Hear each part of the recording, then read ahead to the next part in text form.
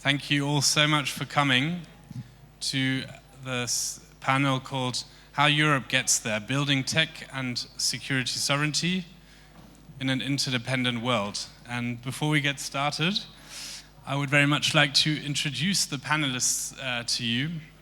First of all, we have Lena Sophie Müller. She's the CEO of the initiative D21 and a member of the Digital Council of the Ministry of Defense.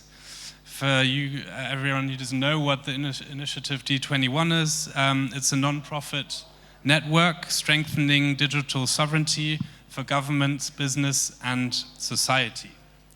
And on the other hand, we have Peter Wirnsberger from Deloitte, and Peter is a partner for cyber risk, if I read it correctly on LinkedIn. So thank you guys so much for being here, and I want to get this panel started by asking Lena Sophie how her trip to Davos was. She just spent a few days at the World Economic Forum in Davos, which obviously everyone I think knows in this room is one of the most important meetings in Europe, and I think especially important in the times we are at now, especially since the beginning of this year has been extremely turbulent. So I think it'd be really interesting if you could just share maybe 3 sentences, 3 takeaways from Davos to begin with. Thank you so much. Yeah, thank you so much, Henry, also for moderating this panel. It's a pleasure. To me, Davos always has 2 layers of thinking. So one is the political layer. You all saw the news coverage, and the feeling on that level was before, I'd say before Trump's speech and after Trump's speech. So before it was like a very tense feeling in Davos, and nobody really knew what to expect. And of course, that's also like a political tactic of the US president. And then afterwards, it was like sort of a relief. But I also, and I think that's good, had many discussions on we cannot lose the sense of urgency that we had in the before Trump speech, because I think it's very important for Europe to feel that there is that tension and that we have too many dependencies. Well, on that second layer, Davos is always great to hear great talks, to learn about the newest perspectives on AI, or all the different transformation things. And my key takeaway is how much geopolitics are connected to sovereignty, especially European sovereignty. And I think in our European perspectives and the discussions that we have a better sense for the risk of power concentration, especially when it comes to AI. And I heard it on a couple of talks in Davos, but it was not discussed so broadly. So I do think that's also a responsibility we as Europeans have to explain where power concentration is happening right now, where it's going to be even more dramatic in the future, and then learn our lessons for sovereignty. And what was the general feeling when it comes to sovereignty? I mean, Switzerland is geographically centered right in the middle of Europe. But I have the feeling, looking at this year's World Economic Forum and the situation, Europe played a bit of a backseat role. Maybe when we heard Macron, when we heard Merz talking, the European leaders, I had the feeling they're trying to justify their weakness. They're trying to make sure that they portray how strong they actually are, because everyone doesn't really see us as being that strong. What was your sense? Did Europe, were they able to bring forward this message that they actually are united and strong, or did you feel their deficits? I guess there's a difference in what they say on stage and what you hear when you talk to C-levels. I think it is understood, but it's also seen as a big challenge. And we're going to talk a little bit more about how to get sovereignty stronger in Europe. Yeah, maybe I keep it with that. I do think it is understood that we are not sovereign, especially in the tech sector, and that we need to, I'd say, get our together. Perfect. So, Peter, from your work in the field of work you do for Deloitte with major European and DAX companies, where do you see Europe already exercising real technological sovereignty today? Where do you see the potential to stick with the positives? Well, maybe we start with some facts. How sovereign are we really when it comes to technology? So 70% of all chips are produced in East Asia. A handful of companies really produce all hardware that is used at AWS, Google, and you name it. But do you know who is the leading software vendor in business software? It's SAP, it's Oracle, it is, then it comes with Microsoft again. You know who is the leading firm to control critical infrastructure and the software running critical infrastructure? It's Siemens. Second is ABB from Switzerland. Third is Rockwell. And fourth is Schneider Electric from France. So other countries have similar issues with their sovereignty discussion. We lead it probably differently and more educated. And you asked what I see from our work. There is a reality that our business leaders, our IT leaders in Europe know that we have not lost a battle, but we have to face the reality. And from there on, and what I've seen, especially in the cloud space, they have taken the challenge to make good decisions. And what is a good decision? You come from a business perspective, your cost perspective, maybe also sovereignty or a resilience perspective, and then you make the decisions. And what I'm lacking, or what I see, especially from the political side, is that we try to discuss a topic only in black and white, rather than in shades of a lot of colors, not only shades of gray, so real colors. And there I see positive aspects, and sometimes business just goes over it because it's a reality. May I add, because I appreciate that you just said that, because it's also something I was just reminded of discussions in Davos.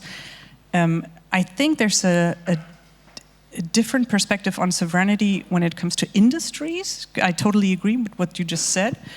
And then we have the information layer. Like we all know AI systems, especially like the LLMs, they learn from information. What we see right now actually is that every one of us, on the societal level, every one of us is using either Claude AI, Copilot, Gemini, OpenAI, but it's all American LLMs. We share our fears with that. We share our questions on financial help, our psychological question. We share pretty much like so much more than we actually shared before on social media with LLMs. And that's like, that becomes a pretty huge psychological database for like what, 4 American companies. So I do think we have to have that part of AI, that society layer, in mind as well, because like all the developments with agents, with humanoid robotics, we will have that psychological knowledge, and it's going to be easy to manipulate us as a society. Right? Maybe that's the point, how we can influence America by bringing more of our emotions and thought leadership into LLMs and then make a change of the decision-making process. 3D chess. That's a counterattack I would see as a cyber guy. But you're right. We need to make sure that we stay part of the game. It's not good to exclude ourselves of the discussion and be truthful with each other. So where are we influencing and where are we not influencing? Mm-hmm. And I think that's a starting point. It's not the discussion that we want to lead today, but where do we go forward? Mm-hmm.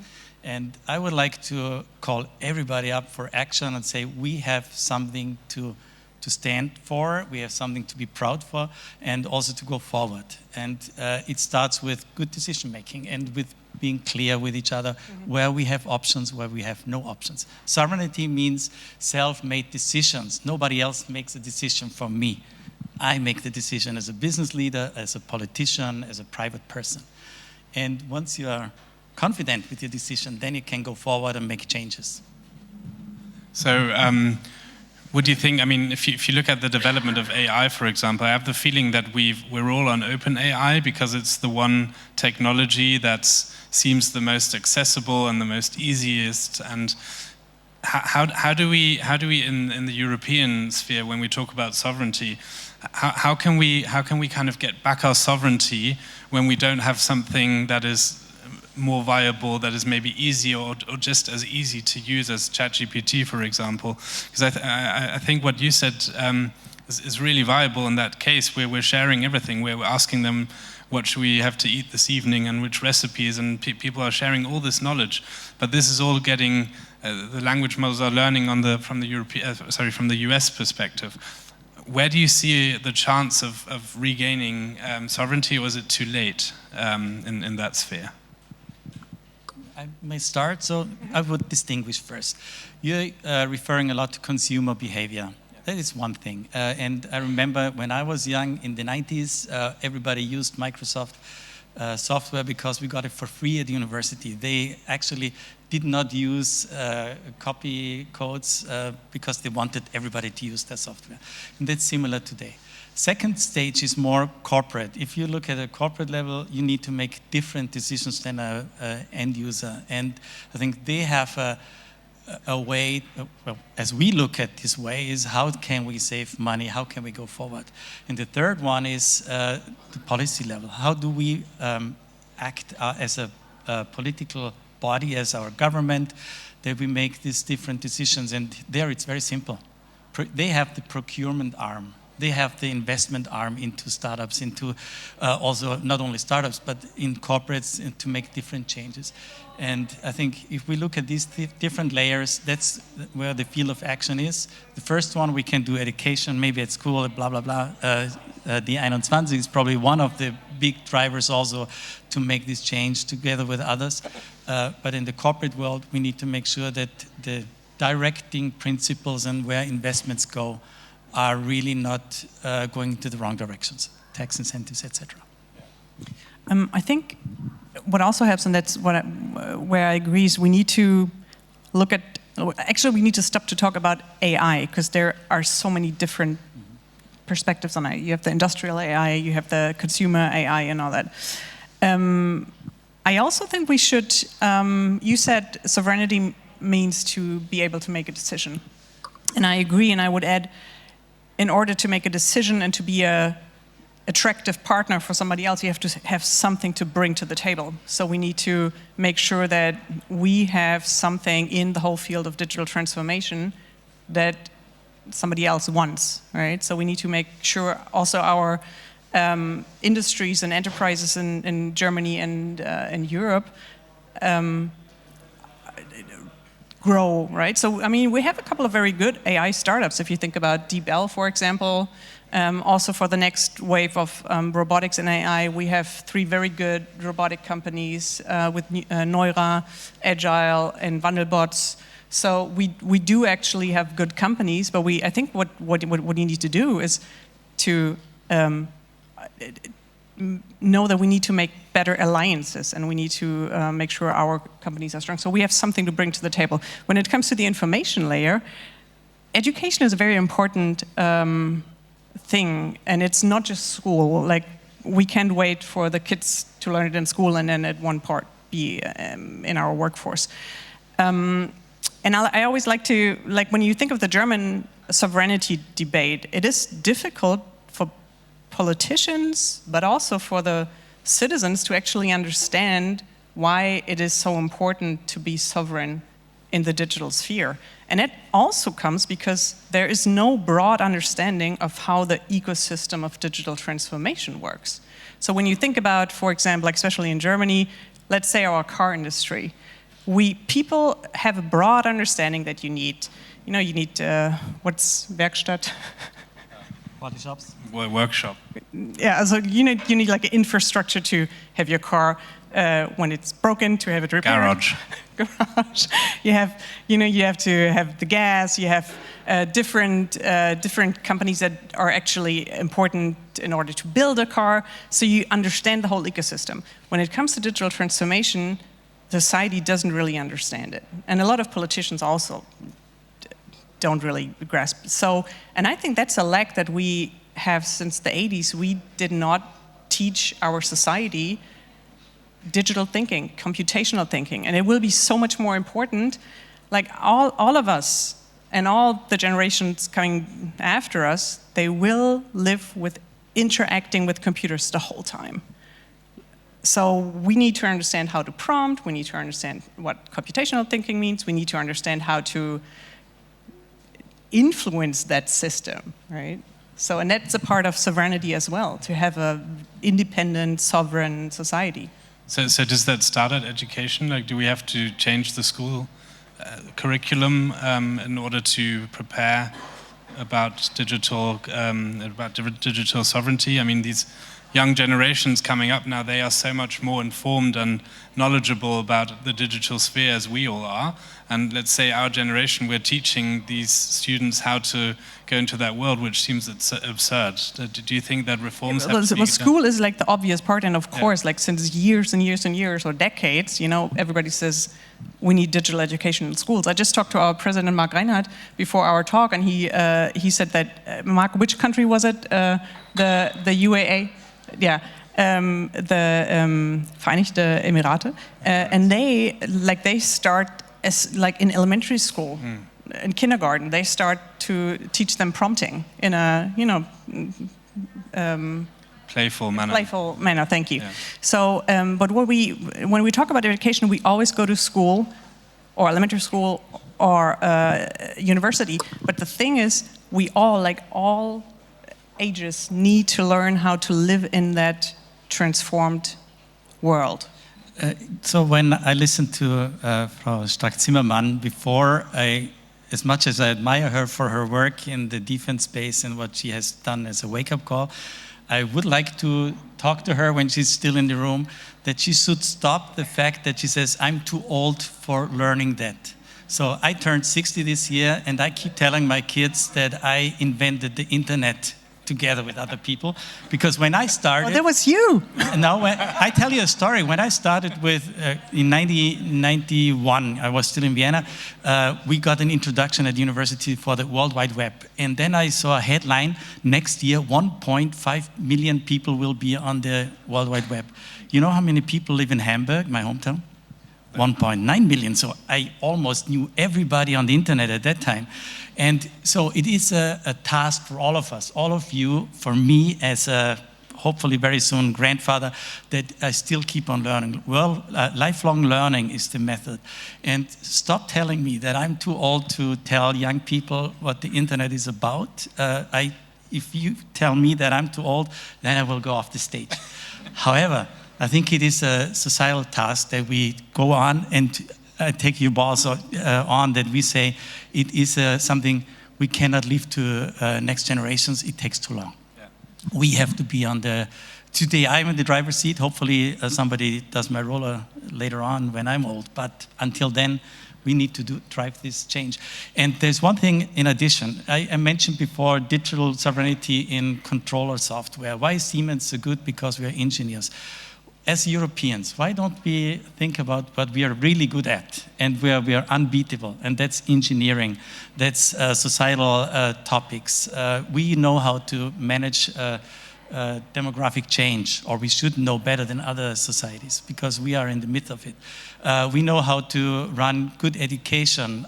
No other country, region has so broad education and so many Nobel Prize winners. Okay, US is something different, but we are still very far ahead when it comes to average education. And I think with this strength, I just would walk to Davos and say, you know, here we are, tell me what you can bring to the table. And we should be more confident of what we can do. And this is the power of Europeans. And I say Europeans, it's not Germans, it's not Austrians, it's Europeans. If we come to the table, we have more to bring than anybody else who was in Davos. And so is the problem there the ambition to... I love the optimism, though. Just asking you, like, from the D21 initiative, maybe, because you have a look at this, like, stately structures when it comes to these reforms. I completely agree. I think there's no place in the world with so many countries that actually, when you combine them, have such a strength. But what I see, like from my perspective, and I'd love to hear your view on that, I see a huge, like, bureaucracy monster that's curtailing this this huge power that we have. So if there could be reforms that you could wish for. So you're bringing up the penalty without a goalkeeper? That is Exactly. No, but I understand what you're saying there, but how can we unleash this potential without the cost of losing the whole bureaucracy? Because I know bureaucracy is there to keep the order and to maintain order, but I think we need to kind of unleash the power of Europe, and I'd like to hear your point of view, how you think we can do that. So bureaucracy, per definition, is a very good thing because it gives clear standards to everybody what is good for. So the bureaucracy that was invented many, many hundred years ago was the foundation of our success. That is now a monster, and that is too big, and that is in the way. Hey, no way. It's clear the problem. We discussed regulation in the beginning, and my firm, we were founded in 1845, 1 year before Siemens. And our founder, Mr. Deloitte, was an expert in running regulation. And we earn a lot of money by running regulation or implementing it. And I tell you, on my side, where I sit, I would love to have less of it to obtain more of it and more efficiency and to have clear standards. So we need a better balance between the bureaucracy and the regulation. It goes together. But we still need it to a minimum. I like the term reduce to the max. Reduce is as much as you can to achieve the max that you want to achieve. Not everything. And when we are in discussions, NIS2, I was in these expert groups, the experts were always saying, let's do less. And then came around some politicians, some interest group, and says, we want more. We want more exceptions, for example. Every interest group had an exception they wanted to have. And exceptions are always making things more complicated. Exceptions are not helpful, they're making it complicated. For the security experts, for example, NIS2 and what comes with it, we could live with a handful of standards. And everybody would then achieve what we want. We want a more secure, more agreed upon world in the cyberspace, for example. And that continues. With AI, the same. It is not that we want to regulate every option. Am I allowed to do this or that? Can you see deepfakes or not? Blah, blah, blah. Let's reduce it to the point what we really want to achieve, that we have a plain level field. That should be something to go for. I would like to add that, especially for Europe, I think regulation is so important because it is also something that makes us strong, right? Like it gives us something to bring to the table. Otherwise, like I always say, if Germany would be in a one-to-one relationship with India, we're super small. I mean, even Europe is small to India, but you get my point, right? So I like the term "reduce to the max" or whatever is necessary. And I also think we cannot stop at sovereignty by regulation, but it has to be sovereignty by regulation in Europe as well as competition. We need to have companies that are actually, good at it. And maybe that's something that we should also invest in the next wave, right? There are so many more digital transformations ahead of us when it comes to the agents right now, the robotic, quantum. It's all something that there is a good chance for European companies to invest in that. And do you think innovation is being driven by the conflict that has reached Europe? If you look at drone defense, cyber defense, do you think it's a bit like a kick up the backside for Europe to finally wake up? Or Absolutely. I think the more geopolitical conflicts we have right now, the more Europe will start to become more sovereign.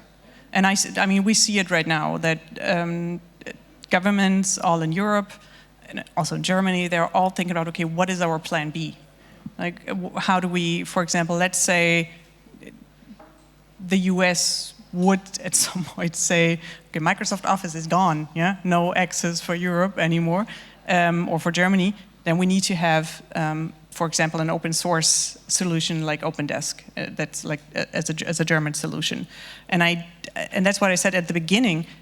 I do think we need to keep that sense of urgency up, although right now the tariffs are taking back another. But I mean, in 2 weeks, maybe new tariffs or new something. So I do think Europe needs to step up. Yeah. Yeah, so it is certainly a driver, the current situation, the unreliability and the instability of the, well, very beloved friends in the US, and they're still friends. They will remain friends because the next government will come in 3 years. Hopefully. There are other words too, but hopefully. Yeah, I still trust. I have, and you know my optimism in the meantime. And I've been always supported by my optimism, and it works. So this challenge is really something that some people in the US administration didn't really consider, how strong Europe can be once we get kicked in the shin, and then we have to work again. And I believe in this power. Now, you mentioned in Davos, I was a little bit worrisome when I saw this, the stand-up of the people, Macron and Mr. Merz also not being very clear. Only the Canadian Prime Minister is Carey. He was very Carney. He was very long speech. Yeah. It took a long time to concentrate, but it was worth it. And I think that's also a profession that we have, that we can stick to the topic, not in the TikTok mode, but also in a longer term mode. Now, saying the point, I take this wake-up call from the current administration for us to take back some of our controls where we were very reluctant. And it was so easy in the defense space. It was easy. And we have to go away from this peace dividend and take over. And I discussed with somebody from the US government, and he really slapped me in the face, basically saying, you Europeans need to get your act together. I said, yeah, that's sort of true. I cannot neglect that. However, it is really on our leadership, but I think also on us in industry, and all as you're sitting here to say, yes, we can. That is a copycat, I know, but that we have to do and get our act together in the name of sovereignty in many other spaces too. And we have to support our abilities. And it's not something that we need to wait for. We can do today. We have everything at hand. I posted it today. You both like this. We have everything set up. We just need to do it. Do you think the Germans have to start becoming a bit more positive about what's on hand? Yeah. Coming from Austria?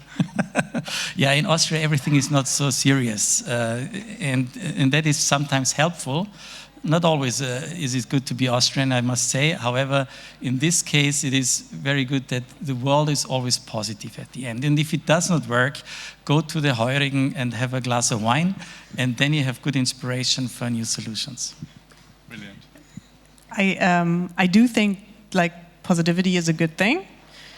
It cannot be the same as naive, to be naive, or to be, like, oh, everything will be fine. So I do think it has to be paired with a good sense of reality. And then also strategic steps, right? We want to be concrete. We talked a lot about education, and it's something, I don't know, for like 20 years on every panel I talk about education, and I'm like, we need to double down on that. So what we did as Initiative D21 in Germany is that we said we need to have a strategic approach to digital competencies. So we said we need a digital competency offensive. Like we need government to actually strategically analyze what kind of competencies we need in what group of society, and then we need to analyze it, measure it, educate people, because it doesn't help to just say it's important, we need to do that, right? We need to actually take steps. So that's something that we're trying together with government to bring that to practice. Yeah, thank you so much for your extremely intriguing input. I'd really like to open this panel to the audience. There's the first hand, second over, oh God. Okay, good. So yeah, we have a first question over here. And I'd really like you to give a short introduction, name, and why you're here, maybe, or what you do, and maybe keep it to one question, please. Okay. Do we have microphones?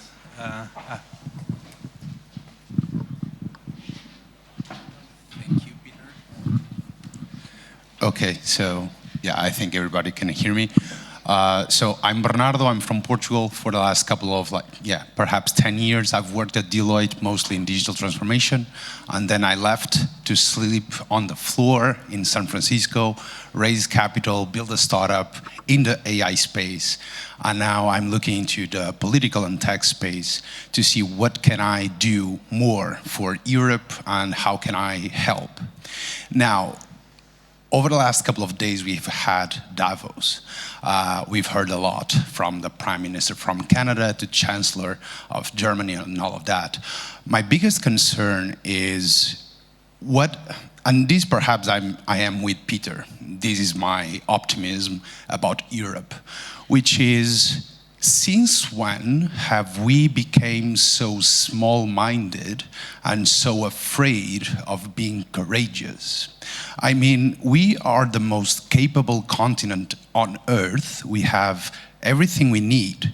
And now we are talking about sovereignty as if it was the only salvation we have, just to sit on the podium as the number 3. While I think on the opposite, and this is perhaps more aligned to the German's Chancellor and Prime Minister from Canada, what is missing, what is lacking for Europe to have the courage and take the leadership, not just to debate on how can we do a little bit more just to be competitive, but instead okay, there is China and there is the US. Both have huge problems in many other fields. Yes, we do have a couple of problems, but what is lacking from our politicians in Europe and Central Europe to actually be courageous and assume a leadership role? Thank you. So, yeah. Who wants to take the question? Peter? Well, very briefly, if you look at the corporate world, there is nothing that is holding us back, and I would make tick marks, because the big leaders in big topics are European companies, and they're doing their work across the globe. So they don't think only European, US, or Latin America. They think Siemens thinks corporate globally. So there is the good, positive example. As a citizen, this is not the Deloitte opinion, this is Peter's private opinion. I watch also the politicians, and then I realize they talk about Europe, but behave like they come from Bavaria, Hamburg, Austria, maybe North Portugal, South Portugal. So, all these little tiny grids. If we would get real European thinking also on the political level, not only the Sunday speeches, I think we will, as you said, unstoppable. But I ask you to talk to your representatives, to ask them to be Europeans, rather than representative of South Portugal, just to make an example. Yeah, next question over there. Yeah, hi, Tim Gordon. I've been advising organizations on AI strategy since 2018. I love the talk about being more positive about Europe and out there with a bit more of a swagger. I think that's important. But OpenAI alone is spending $1.4 trillion on data centers. The US overall is spending $5-6 trillion, what is basically the world's biggest and fastest industrialization play in history. What are we actually going to do to counter that? I like the talk, but what's the actions? Do you want to do? I agree. And I think it's, like I said, I think we need to invest in, for example, future technologies. So when you talked about the data centers, I think whoever controls energy will control AI.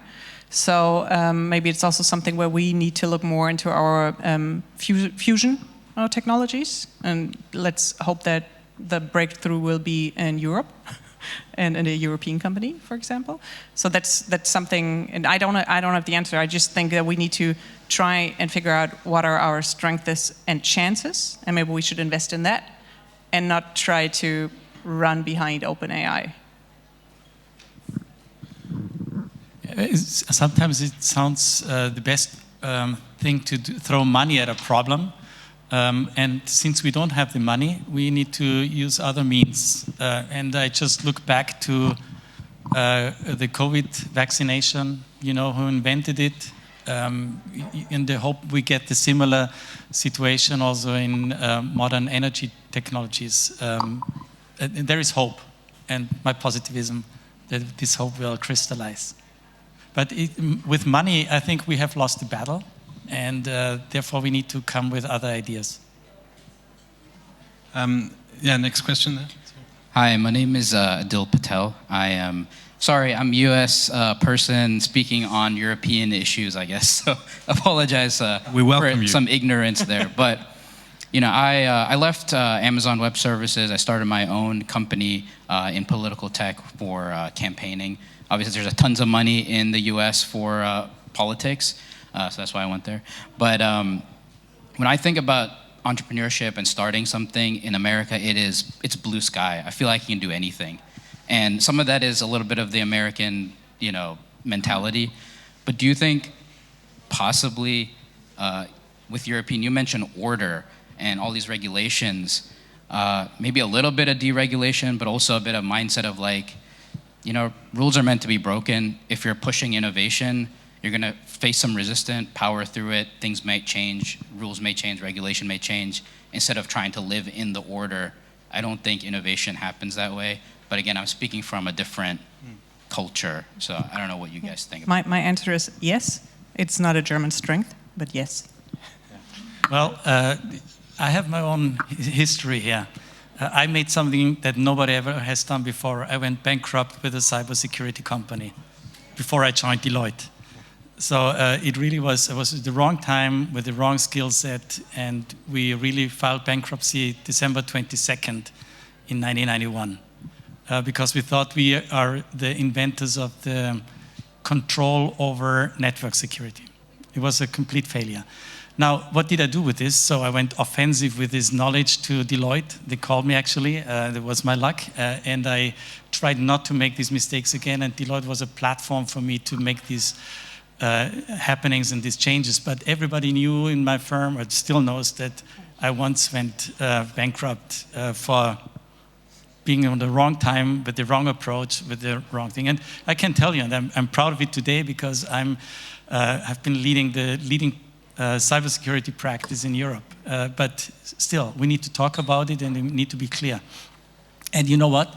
I did not need a lot of money to make that success at Deloitte. We don't need always the money. That's, again, to the first question. We need to be smart about making these changes. I just had a couple of, you mentioned that they have startups, and that brought to my mind that there's another aspect. I was recently, not in Davos, but also in Zurich, and I met with Jodo AI, which is a Swiss AI company, very successful. And they said, well, they were at the point where they need now the money to scale, so they need to be either supported in Europe, or they're going to be acquired by the US.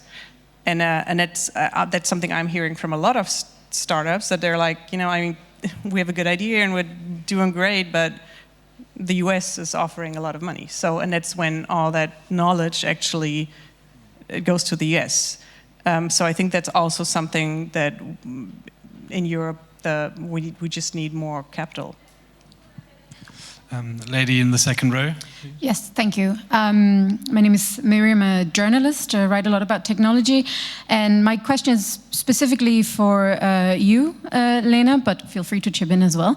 I feel like you can't say sovereignty without talking about the Eurostack. And the Eurostack started as an idea around open source technologies. It switched to buy European. But I couldn't help noticing you mentioned earlier, if Microsoft says no, we need an open source solution. So I just wanted to hear your thoughts. Why specifically open source solution? Well, I think it's, and I'm not an open source expert to say that, but I do understand that it is the form of software development where you can develop something, you can develop it jointly, you can scale it together, you can adapt it, and you do not have a concentration of power with one private industry. So I believe that that's a good way to actually have software shared in Europe and able to use it. And we see other nations who are successful with their open source approach. For example, India, their stack is open source. And it actually, I mean, they can export it to other nations, so that's also something you can create business models on. So I wouldn't say it has to be completely open source and everything has to be open source, but I do think it's a good backbone for Europe. There's one last question, gentleman right in the back corner.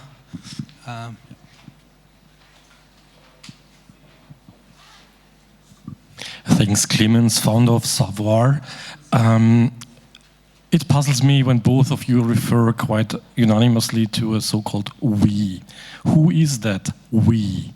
We must invest, we must do, we here and there and everything. For literally more than 20 years, there was not even a single market in Europe invented. Yeah, we didn't make it even in finance. The 28 regime for startups seems to be the first pan-European activity in that sense. But both of you are referring quite like, okay, there's a we must do. Who's that we? Yeah, very good critic. I think when I say we, what I mean is us understand ourselves as Europeans and Germans, and as somebody who says that is something we want to develop in the right way. But you're totally right, it's not concrete. So I'd say when I said we need to make sure that startups, for example, get more money, I would say I mean industry, because it's not the state, the governments who's going to buy that. When we talk about regulation, of course it's politics. When I'm talking about that we need to strategically implement digital competency in society, it has to be something actually approach from government in alliance with industry, because it's also important for the workforce. So I think it's difficult, especially on a talk like that, to define it in general, because it always depends on the topic we're talking on. But I do agree that we need to be better with that when we talk about it. Yeah, man, when I talk about we at the moment, I have two aspects. Me as a person in society, when I walk out and have family and friends and I argue for things in, for example, education, in being good citizens by going to elections and vote for our representatives, and also ask our representatives for acting on our behalf.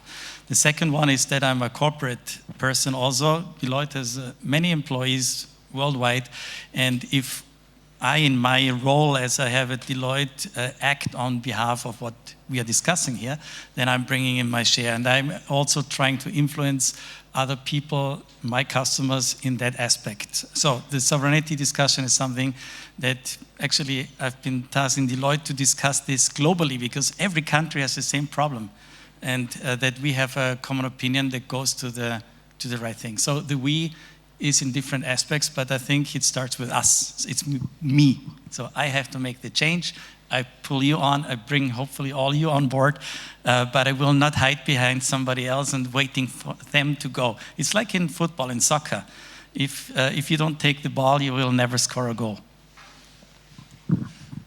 So I think we have to come to an end now. So Lena, Sophie, thank you so much. Peter, thank you so much for your intriguing contribution to this panel, and thank you to the audience for listening and the great questions.